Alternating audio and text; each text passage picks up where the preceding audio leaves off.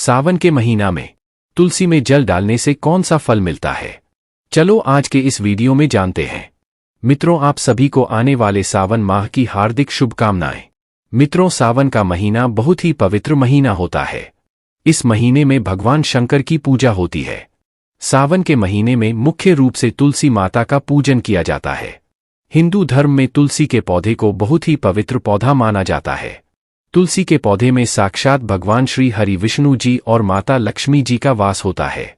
यदि कोई भक्त कभी भी किसी को भोग लगाता है तो भगवान विष्णु तुलसी पत्र के बिना किसी भी प्रकार का भोग स्वीकार नहीं करते हैं। तुलसी को भगवान श्री हरि विष्णु की अर्धांगिनी भी कहा जाता है। इसीलिए जो भी मनुष्य तुलसी की पूजा करता है वह कभी भी गरीब नहीं रहता है। जो भी मनुष्य रोज तुलसी माता को जल देता है उसकी कभी दुर्गति नहीं होती है। ऐसा मनुष्य घोर पाप करने के बाद भी नरक में नहीं जाता है। मित्रों, चलो मैं आप सभी को एक कथा के माध्यम से बताता हूं कि तुलसी को जल देने से कौन सा फल मिलता है। मित्रों, एक समय की बात है। भगवान भोलेनाथ 8 जी के पास माता पार्वती जी आती है और देवों के देव महादेव से कहती है कि स्वामी, आप तो तीनों लोकों के स्वामी हैं। आपने समुद्र मंथन के समय समस्त संसार के मनुष्य को उद्देश्य से बचाने के लिए आपने उस दृश्य को पिया था। आप देवों के देव हैं, परंतु आप फिर भी इस तुलसी के पौधे की पूजा क्यों करते हैं? इसे नित्य जल क्यों चढ़ाते हैं? ने इस पौधे को जल चढ़ाने का महत्व जानना चाहती हूँ। माता पार्वती की बात सुनने के बाद भगवान भोलेनाथ बोले कि हे देवी पार्वती, तुलसी साक्षात लक्ष्मी जी का ही रूप है और माता लक्ष्मी धन की देवी है और माता लक्ष्मी की नित्य पूजा करने के करोड़ों फायदे हैं जो मनुष्य को पता नहीं होते हैं। और तुलसी के पौधे पर जल चढ़ाने मात्र से मनुष्यों के करोड़ों पाप नष्ट हो जाते हैं। हे देवी पार्वती, तुलसी का महत्व तो बहुत है, परंतु इसका खास महत्व सावन माह में होता है। हे देवी पार्वती, चलो मैं तुम्हें तुलसी को जल देने का महत्व बताने से पहले तुम्हें एक अत्यंत प्राचीन कथा सुनाता हूँ। इस कथा के माध्यम से तुम्हें तुम्हारे सारे प्रश्नों के उत्तर मिल जाएंगे। इसीलिए तुम इस कथा को ध्यान से सुनना। इस कथा को सुनने मात्र से ही समस्त पाप नाश हो जाते हैं। अब माता पार्वती कहती है, हे प्रभु, ने इस कथा को अवश्य सुनना चाहती हूँ। कृपया आप मुझे वह कथा सुनाई है। नहीं से पूरे ध्यान से सुनेंगे तब भगवान भोलेनाथ माता पार्वती को तुलसी को जल देने के महात्म की कथा सुनाते हैं कि हे देवी पार्वती, तुलसी को जल देने के पीछे एक प्राचीन इतिहास छुपा हुआ है जो बहुत ही उत्तम और पुण्य फल प्रदान करने वाला है। हे देवी पार्वती, पूर्वकाल की बात है। देवपुरी में दिवाकर नाम का एक ब्राह्मण रहता था। वह जन्म से तो ब्राह्मण था, किंतु वह कर्म से भ्रष्ट कपटी बुद्धि वाला था। वह कंबल तथा चमड़ा आदि बेचकर धन कमाता था, साथ ही वह सभी से बहुत झूठ बोलता था। उस ब्राह्मण का मन हमेशा बुरे काम करने में लगा रहता था। वह सभी के यहाँ पर चोरी करता था। उसको वेश्यागमन और जुए की बहुत बहुत बुरी आदत थी। उसने अपने जीवन में कभी पुण्य के काम नहीं किए थे। वह सिर्फ कहने का ब्राह्मण था। उसने कभी भी शास्त्रों का अध्ययन नहीं किया, कभी पूजा पाठ भी नहीं किया। सदैव अपना मन दूसरों के धन को पाने के लिए लगाए रखता था। दूसरों की स्त्रियों को देखते ही उसकी लार टपकती थी। वह दिन में जो भी धन कमाता था वह उस धन को रात्रि में वेश्याओं के साथ रात बिताकर उनके साथ गमन में खत्म कर देता था। इस प्रकार से वह अत्यंत पापी दिवाकर ब्राह्मण अपना जीवन केवल पाप के कार्यों को करने में अपना जीवन व्यतीत करता था। वह इतना कपटी ब्राह्मण था कि उसने अपने मुख से कभी भगवान श्री हरि विष्णु का नाम भी नहीं लिया था और न कभी देवी देवताओं का पूजन किया था। मित्रों, आप भगवान भोलेनाथ कहते हैं कि हे देवी पार्वती, इस प्रकार से पाप करते हुए उस दिवाकर ब्राह्मण को अनेक वर्ष बीत जाया आते हैं। फिर एक दिन उस दिवाकर ब्राह्मण ने खरीदी और बिक्री करने के लिए अरुणाचल नगरी पहुंच जाता है। अब उस नगर के पास से नर्मदा नदी बहती थी। वह नदी बहुत ही पावन थी, इसलिए उस नदी में स्नान करने के लिए दूर दूर से बहुत से लोग आया करते थे। जब वह दिवाकर ब्राह्मण वहां पहुंचा तो उसने देखा कि आज भी वहां पर कई सारे ब्राह्मण आए हुए हैं और भी बहुत से लोग वहां पर है। वह ब्राह्मण उसी नदी के किनारे के एक आश्रम में ठहराता है तो वह वहां देखता है कि उस आश्रम में तो अनेक विद्वान ब्राह्मण है जो पुराणों का पठन तथा भगवान विष्णु की स्तुति करने में मग्न है। अब वह पाखंडी ब्राह्मण दिवाकर भी धूम करता हुआ वहीं पर उनके साथ रुक जाता है और उन विद्वान ब्राह्मणों के साथ जब वह रोकता है तो उसे भी भगवान श्री हरि विष्णु का नाम सुनने का उसे अवसर मिल जाता है। क्योंकि उस ब्राह्मण को बिक्री करनी थी तो वह वहीं पर कुछ दिन रुक जाओ आता है। अब वह वहां पर जब रुकता है तो वहां पर आए लोगों ने गायों का पूजन करके ब्राह्मणों को भोजन कराया, तो उस पापी ब्राह्मण ने भी उन सभी के साथ बैठकर भोजन किया और भगवान का प्रसाद भी ग्रहण किया। अब वहीं पर उस आश्रम में एक तुलसी का पौधा था। सबको देखकर वह पाखंडी ब्राह्मण भी जाने अनजाने में ही उस तुलसी के पौधे में जल डालने जाने लगा था। वह श्रद्धा भाव से नहीं जाता था, उसके मन में कोई विचार नहीं था कि वह क्या कर रहा है। वह रोज सुबह उठकर एक पात्र में पानी लेकर तुलसी के पौधे में डालता था। उसे ऐसा करते करते लगभग 1 माह बीत चुका था। अब उस पाखंडी ब्राह्मण ने जो भी कार्य किए थे वह सावन में किए गए थे। क्योंकि वह ब्राह्मण तो पाखंडी था, तो उसे कुछ पता नहीं था कि सावन का महीना चल रहा है। मित्रों, आप भगवान भोलेनाथ कहते हैं। हे देवी, एक दिन की बात है, जब वह ब्राह्मण आश्रम में सोया हुआ था तब उस स्थान पर एक पर आ गया, और जब वह ब्राह्मण सो रहा था तो उस सपने उसे नींद में ही काट लिया। उस पापी ब्राह्मण की नींद में ही मृत्यु हो गई। सुबह जब अन्य ब्राह्मणों ने उसे बेहोश अवस्था में देखा तो उन्होंने उसके मुख में तुलसी पत्र और तुलसी का जल डाल दिया, परंतु उसको होश नहीं आया। फिर सभी ब्राह्मणों को पता चला कि उसकी मृत्यु हो गई है। उस पापी ब्राह्मण की मृत्यु के बाद उसकी आत्मा को लेने के लिए उस स्थान पर यम के 2 दूत प्रकट हुए और उसे पकड़कर यमलोक ले जाने लगे। जब वह यम के दूत रास्ते में उस ब्राह्मण को ले जा रहे थे तब वह पापी ब्राह्मण विलाप करने लगा और यमदूतों से कहने लगा, हे यमदूतों, मुझे आप कहाँ ले जा रहे हो? मेरी मृत्यु किस कारण से हुई है? मैंने कौन सा पाप किया है? तब यमदूतों ने कहा, अरे पापी दुष्ट ब्राह्मण, तूने जन्म से लेकर मृत्यु तक बहुत पाप किए हैं। तेरे पापों के कारण ही जब तू सो रहा था तभी एक काले सपने तुझे काट लिया और तेरी मृत्यु हो गई। अब हम तुझे यमलोक लेकर जा रहे हैं। वहां पर यमराज तेरे पाप कर्मों का लेखा जोखा देखेंगे और निश्चित ही तुझे वे नरक में डालेंगे। उन यमदूतों की बात सुनकर वह ब्राह्मण जोर जोर से विलाप करने लगा और उन यमदूतों से क्षमा याचना करने लगा, किंतु यम के दूतों को उस पर जरा सी भी दया नहीं आई, क्योंकि वे मृत्यु के देवता की आज्ञा का पालन कर रहे थे और वे उसे पीटते हुए यमलोक लेकर गए। जब यम के दूत उस ब्राह्मण को लेकर यमराज के सामने पहुंच गए तो यमराज के पास बैठे हुए चित्रगुप्त ने उस ब्राह्मण के जन्म से लेकर मृत आयु तक कर्मों का लेखा जोखा निकाला और यमराज से कहने लगे, हे महाराज, इस ब्राह्मण ने तो बचपन से लेकर मृत्यु तक पाप ही पाप किया है। इसमें कोई पुण्य का काम ही नहीं किया है। यह तो महापापी है। तब यमराज बोले कि अरे, इसे तुरंत ही मेरी नजरों से दूर कर दिया जाए और कुंभी पाप नरक में डाल दिया जाए। अब यमराज जी उस दूध से कहते हैं, हे दूध, जीवन भर पाप करने वाले इस दुष्ट ब्राह्मण को उठाकर ले जाओ और इसे कुंभ भी पाप नरक में डाल दो। यमराज के आदेशों का पालन करते हुए उस पापी ब्राह्मण को लेकर चले गए और उसे बड़े बड़े मुड़कर से पीटने लगे, जिससे उस ब्राह्मण का मस्तक टूट गया और वे उसे तुम भी पार्क नामक नरक में ले गए। उस भयंकर नरक में खौलते हुए तेल के बड़े बड़े घड़े थे, जिसके नीचे भयंकर आग में धधक रही थी।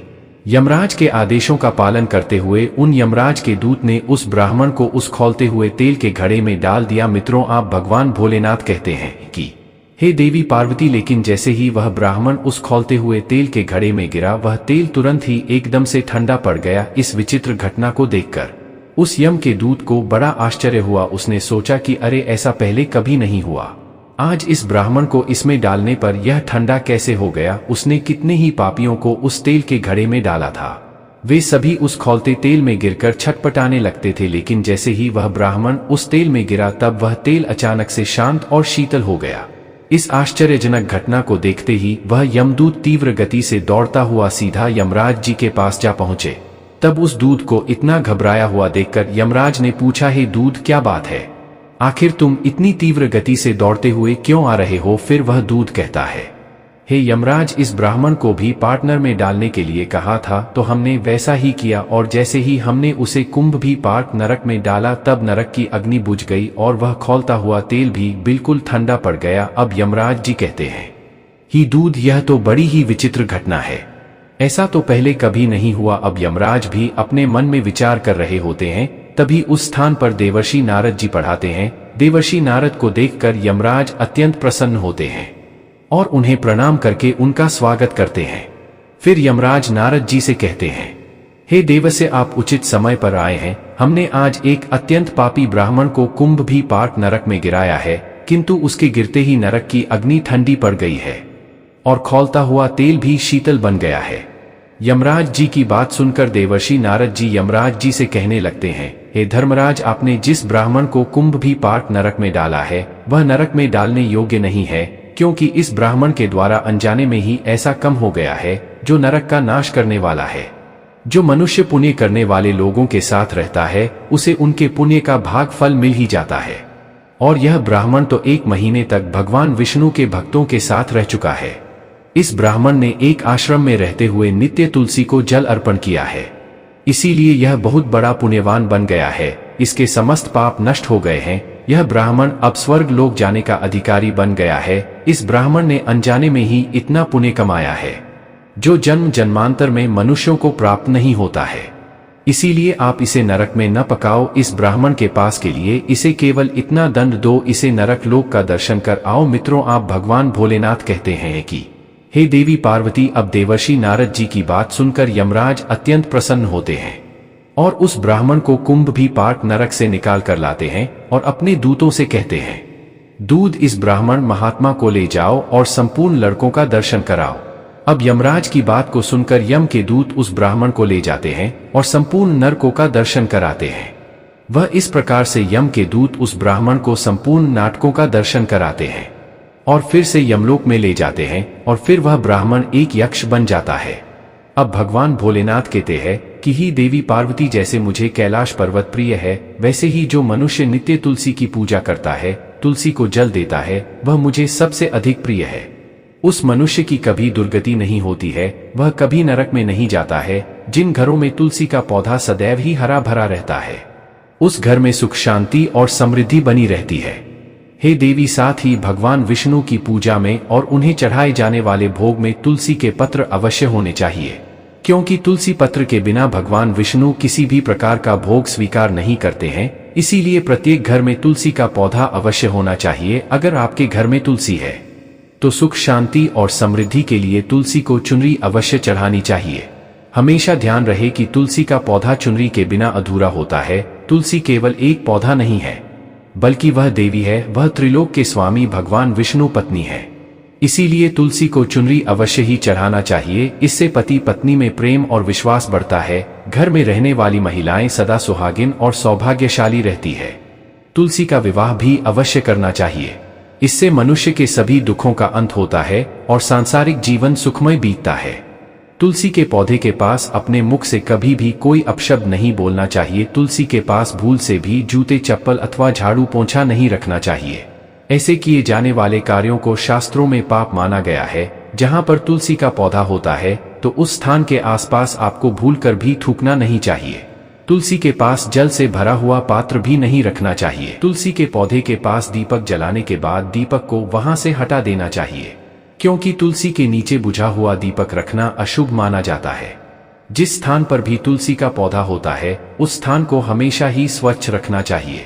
इसीलिए नियमित रूप से तुलसी के पौधे के पास साफ सफाई का ध्यान रखें। तुलसी के पौधे में शिवलिंग और गणेश जी की प्रतिमा नहीं रखनी चाहिए।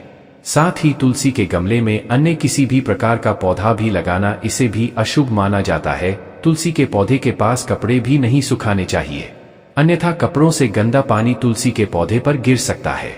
ध्यान रहे, तुलसी के पौधे को नाखून से नहीं तोड़ना चाहिए, इससे तुलसी का अपमान होता है। यदि तुलसी के पत्ते सूख कर गिर जाते हैं तो उन्हें कचरे में नहीं फेंकना चाहिए। उन पत्तों को आप तुलसी की मिट्टी में ही दबा देना चाहिए। और रविवार के दिन तुलसी के पत्ते नहीं तोड़ना चाहिए और ना ही रविवार को तुलसी को जल चढ़ाना चाहिए। बाकी अन्य दिन नित्य बिना चूके तुलसी को सुबह जल देना चाहिए और शाम के समय एक दीपक जलाना चाहिए। अक्सर महिलाएं स्नान के बाद अपने बाल खुले रखकर ही तुलसी को जल देती है। ऐसा करना भी पाप माना जाता है। महिलाओं को इस बात का हमेशा ही ध्यान रखना चाहिए। महिलाओं को हमेशा ही अपने बाल बांधकर माथे पर सिंदूर लगाकर ही तुलसी में जल चढ़ाना चाहिए। इससे उस स्त्री को तुलसी का आशीर्वाद प्राप्त होता है। घर में तुलसी का पौधा लगाते समय ध्यान रहे कि इसके लिए गंदी मिट्टी का उपयोग नहीं करना चाहिए। तुलसी के पौधे के लिए शमशान की अथवा गंदगी वाले स्थान की मिट्टी का भी उपयोग नहीं करना चाहिए। इससे तुलसी मां रूठ जाती है और सूखने लगती है। तुलसी का पौधा कभी गंदे स्थान पर नहीं लगाना चाहिए, जैसे नाली अथवा बाथरूम के पास। इन स्थानों पर तुलसी का पौधा कभी नहीं लगाना चाहिए, अन्यथा गंदा पानी तुलसी के पौधे में गिर सकता है। जो प्रत्येक मनुष्य के लिए बहुत ही अशुभ माना गया है। घर में तुलसी का पौधा कभी सूखना नहीं चाहिए। शास्त्रों में ऐसी मान्यता है कि तुलसी के पौधे के सूखने से अकाल ही मृत्यु की सूचना प्राप्ति होती है। घर में तुलसी का पौधा सूख जाए तो घर की सुख समृद्धि खत्म हो जाती है। सूखी हुई तुलसी में मां लक्ष्मी का वास नहीं होता है। शास्त्रों के अनुसार मासिक धर्म के दौरान महिलाओं को तुलसी के पौधे में पानी नहीं डालना चाहिए और तुलसी को स्पर्श भी नहीं करना चाहिए। यह उन महिलाओं के लिए वर्जित है। तुलसी को बिना स्नान किए जल नहीं देना चाहिए और पैरों में चप्पल आदि पहनकर भी तुलसी को जल नहीं देना चाहिए। तुलसी को जल देते समय ध्यान रहे कि वह जल आपके पैरों पर न पड़े, इससे तुलसी माता का अपमान होता है। मित्रों, आप भगवान भोलेनाथ कहते हैं कि हे देवी पार्वती, तुलसी पर कभी झूठा पानी नहीं डालना चाहिए, इससे तुलसी माता रूठ जाती है।